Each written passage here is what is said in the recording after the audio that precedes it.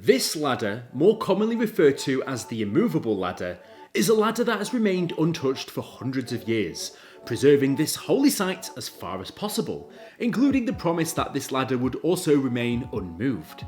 Well, for most of the time, that is. Until one day when this guy turned up and just took it. Oh geez, that lasted a long time, didn't it? So, I know what you're wondering. What the hell is going on here? Well, let's talk about it today. Hello! Welcome to Brainspill, the laziest show on the internet. My name is Tank, and I am certainly not looking forward to making this video. Mainly due to the fact is that I'm trying to condense down a very big and complicated topic in a very small and digestible format. So if I get anything wrong, I apologise. Don't go too hard on me in the comments, but just let me know nicely if I've got anything wrong and we'll address it there. So strap in, folks. Obligatory pleading for mercy out of the way, let's get on with today's video. This is the Church of the Holy Sepulchre, a church in the Christian quarter of the Old City of Jerusalem. All the way back in the 4th century, this place was a holy site for the Christian faith and contains two sites considered holy in Christianity. The site where Jesus was crucified on the Rock of Calvary or Golgotha, and Jesus' empty tomb, which is where he was buried and resurrected. The church has been rebuilt a few times before, but each time it's been built, it has used parts of the previous structure in its newest renovations. But just let it be known that this is one of those sacred places for pretty much the whole of the Christian faith. As a result of this, these sites are jointly owned by some of the largest sects of the Christian faith. Jointly owned, not just in part, everybody owns everything, and there's very good reason for that.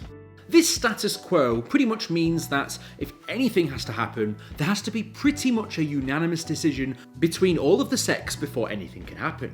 This includes not only the building itself, but the contents therein, as per the agreed upon rules under something called the status quo. This is an understanding amongst religious communities that certain holy sites would remain preserved jointly and was originally decreed in 1757, with further decrees being issued in 1852 and 1853, affirming that no changes could be made without the consensus of all of these Christian communities. This agreement has since received international recognition in Article 9 of the Treaty of Paris 1856. And that's basically just the way it is, and the way it has been for such a long time. Apart from the occasional disagreements, things are relatively peaceful, and everybody coexists knowing that the status quo is, well, the status quo. But that doesn't mean that everything is peaceful all the time, mind you. There are occasions where things do go wrong. In 1902, 18 friars were hospitalised and some monks were jailed after the Franciscans and Greeks disagreed over who could clean the lowest step on the Chapel of the Franks. Yeah, pretty much these disagreements can even come down to the smallest minute level. Who can clean a step? And this resulted in, well, violence. Ultimately, this was thankfully put to bed when a joint agreement was made in which that everybody could clean the step. So yes, even something as small as cleaning a step on a chapel can result in tempers flaring. And I know what you're thinking, this must have just been a minor thing. I mean, why on earth did this turn into such a massive deal? Well, the fact that it is referenced on many sources, including a Brainspill video, you know that it was a pretty big deal at the time. But perhaps one of the more controversial matters to arise from this came from a hot summer's day in the year 2002, where an Egyptian Coptic monk decided to move a chair about 20 centimetres into the shade. However, this was moving the chair from an agreed upon spot, which resulted in hostile action from Ethiopian monks and resulted in 11 people being hospitalised as a result. And yes, when I say hostile action, what I mean is an absolutely full-out brawl where everybody goes mental at each other and a huge fight ensues. And if you don't believe me, then the proof is in the pudding. All of these controversies appear to be in recent years, so either they're just recorded more often, or perhaps it's because people are caring less about this long-standing agreement, and therefore there's being more carelessness or ignorance, which results into these altercations. Either way, in 2004, during Orthodox celebrations of the exaltation of the Holy Cross, a door to the chapel was left open. This was taken as a sign of disrespect by the Orthodox, and a fistfight broke out. Again, Christ above literally. Thankfully, nobody was seriously injured, but again, it just shows how important people take this, and, well, the measures that people will go to try and preserve the status quo.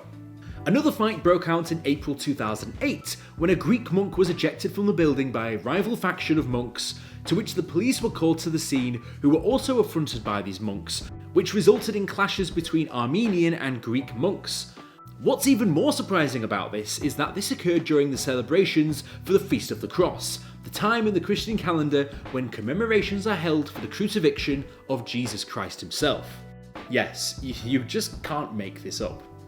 Okay, yes, despite all of this, we haven't yet mentioned the ladder. The reason that I'm fairly sure you all clicked this video. The Holy Ladder itself. So why is this so important?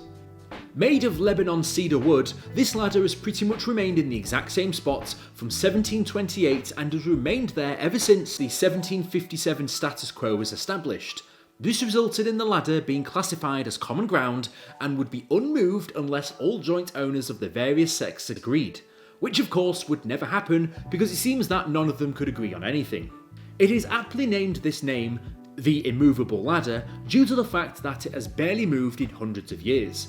The origin of this ladder was that it apparently was owned by a mason who was doing renovation works on the church before this agreement was made, and because of the agreement, this is being marked as part of the Christian division. You might think this whole thing is quite silly, and apparently this man in the year 1997 thought the exact same thing. He was a Protestant Christian who decided it would all be swell for him to take the ladder himself and hide it behind an altar. The entire reason for doing this wasn't entirely clear, but I presume it was mainly to highlight how ridiculous this entire thing was, and the fact that due to an agreement, this ladder has remained unmoved for hundreds of years. But then again, you have to wonder that if one thing can be moved and something else can't, where do you draw the line? I mean, it's all or nothing, basically. Even though this happened, the ladder was promptly put back in place shortly after this, and a large grate has now been placed over the window to prevent anybody from doing this again in the future. Despite the fact the ladder was called the immovable ladder, this ladder has actually moved in the year 2009, and my god, this didn't cause a fight this time. This time, it was by agreement. Mainly due to the fact that at that part they had to do some renovation works which required the moving of the ladder. Of course, once this was done, the ladder was put back in place and it has remained there ever since. And there we have it, the immovable ladder. That is the reason why that ladder has to stay where it is and why it's barely moved for hundreds of years. And maybe every now and again it might cause a minor scuffle or fist fight. I guess we'll just have to wait and see.